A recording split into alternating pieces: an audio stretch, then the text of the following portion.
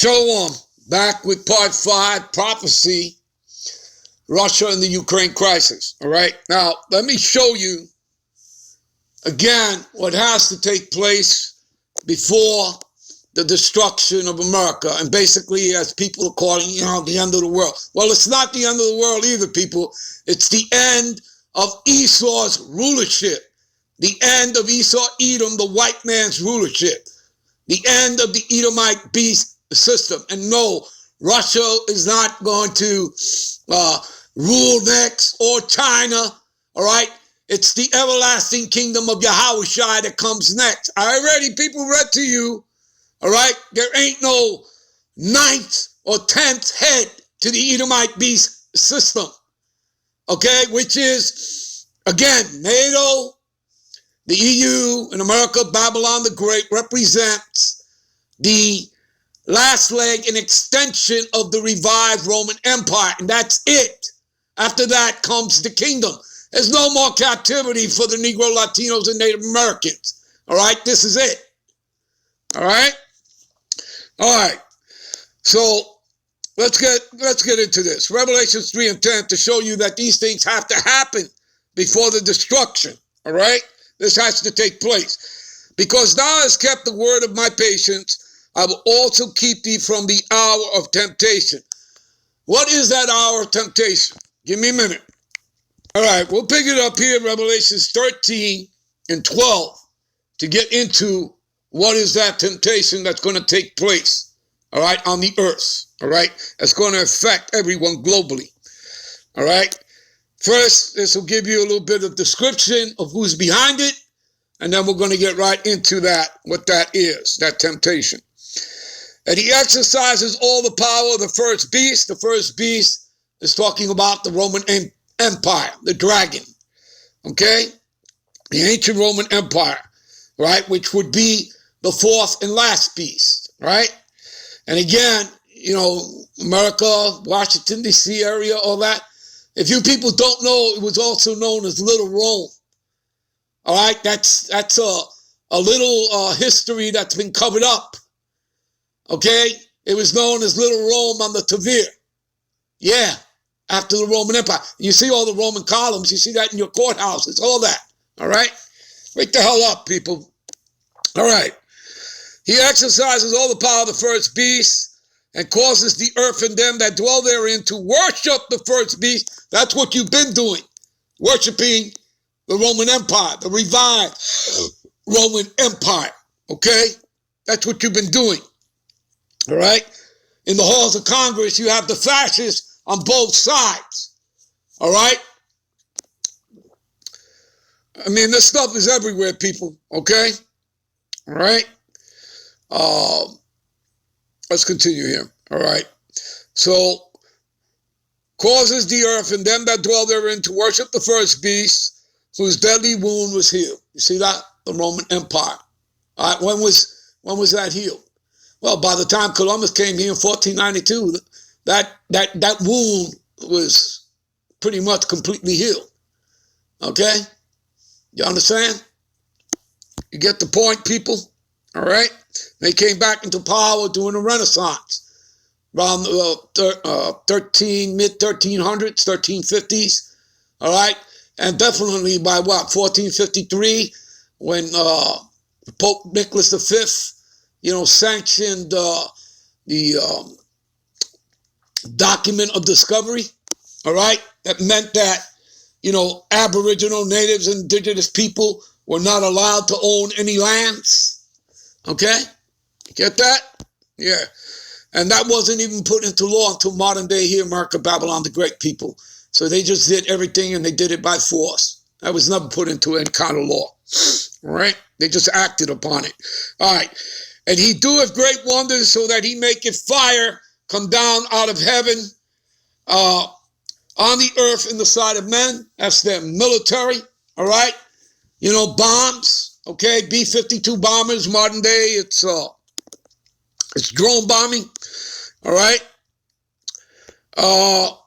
And he deceiveth them that dwell on the earth. That's his job. That's what a devil is. He's a false accuser, a slanderer. He's a deceiver, Okay? And it's man playing the part of the devil here on earth. We'll get to that. All right? So he deceiveth them that dwell on the earth by means of those miracles, his technologies. That's what that miracles are talking about, which he had power to do in the sight of the beast. Who gave him the power to do all this? Yeah, the Most High. The Most High is in charge here, people. All right? Saying to them that dwell on the earth that they should make an image to the beast, which had the wound by the sword and did live. So that's what you've been living in the revived Roman Empire, all right? The last leg and extension of it. And he had power to give life unto the image of the beast, and that it should both speak and cause as many that would not worship the beast. You see this? If you don't bow down to their NWO, okay, and whatever else they want to call it, the Great Reset, whatever, all right, as who would not worship the image of the beast, right, that they should be killed, okay, that they should be killed, all right? Do you people understand that? Now, and he causes all, you see, all, so this is global, both small and great, rich and poor, free and bond, okay, to receive a mark. You go into that word, that the word is charagma in the Hebrew. Okay? Charagma in the right hand or in their foreheads. Okay? Go look up Elon Musk, Neuralink. And that's just an example. Go look that up. Go Google that.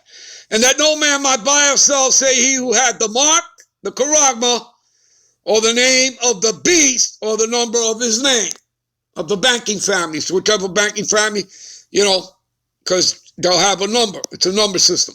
All right? Here, just like on your dollar bills, all right?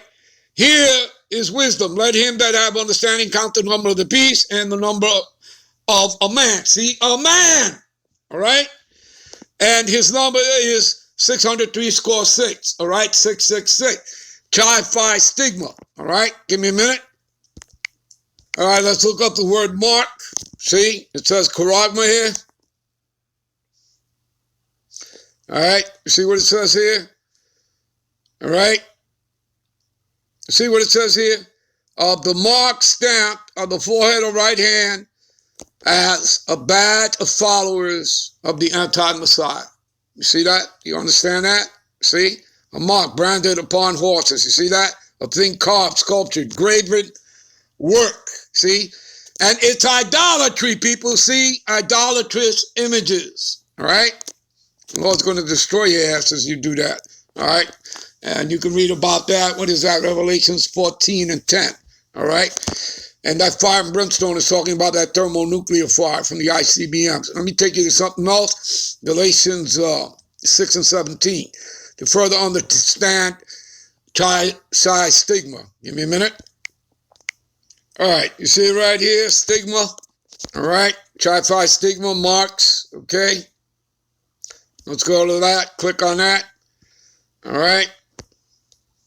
Strong's G 4742. Stigma. Stigma. Okay. What does it mean, people? Stick, prick. You see?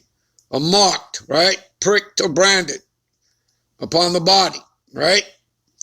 Slaves and soldiers bore the name, right? Or stamp of their masters. In this case, it would be the mark, all right? A badge of servitude toward the international banking families, the Rothschilds, the Oppenheimers, the Rockefellers, all right? To brand you like cattle, see? Do you understand, people? Do you get it? Do you understand? See? Branded, prick, cut. All right? See? You understand all that? All right. Give me a minute. All right.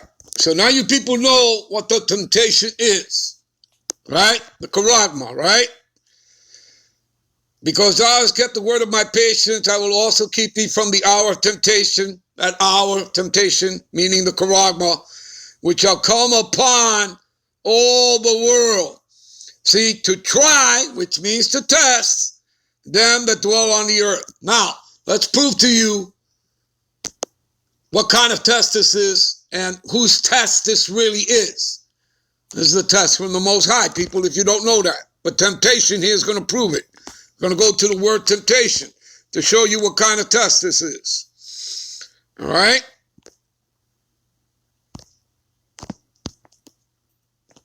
Strong's G 3986, Pairasmas. Pairasmas. All right, what does it mean here? You see? All right? Go right down here, B. The trial of man's fidelity. Fidelity also, another word for that, fealty. You see that?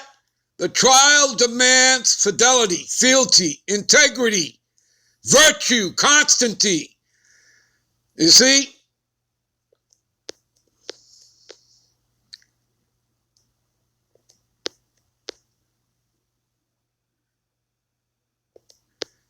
Adversity, affliction, trouble, sent by the Most High. That's what Jacob's trouble is all about, right? Okay? Serving to test or to prove one's character, faith. You see that? Do you get it? You understand? You see that? Now, we're going to scroll up, hit root etymology. See? To try whether a thing can be done. Right? To try, make trial of, test, for the purpose of ascertaining his quality, a person's quality, what he thinks and how he will behave himself, how you will react, all right, under, the fire of adversity. In a good sense, a bad sense, to test one maliciously, craftily, to put the proof of his feelings and judgment, to try and test one's faith, virtue, character, by enticement to sin. Okay? You understand that? Do you get it, people? All right? If you bow down to the system, you say, well, I got to eat. I got to be able to do this. And you bow down to it. What is that for? A little while? Because the Lord's going to destroy this place. And all those that have bowed down to the system, because he's going to destroy it. You're going to die Esau's death. See? Of the Most High to inflict evils upon one in order to prove his character and steadfastness of his faith. There you go, people. All right? So that mark, that charagma, is the Most High. Just like the ICBM missiles, they belong to the Lord. And he will the other nations to send them onto America, Babylon the Great, including America's own allies. All right? We're about to get into that. All right? Because now I believe I'll give you one more when we come back. All right? I'm going to give you another example of what has to take place. All right? And then we're going to get into some destruction. All right? So we'll be right back, I believe, with part 6. Shalom.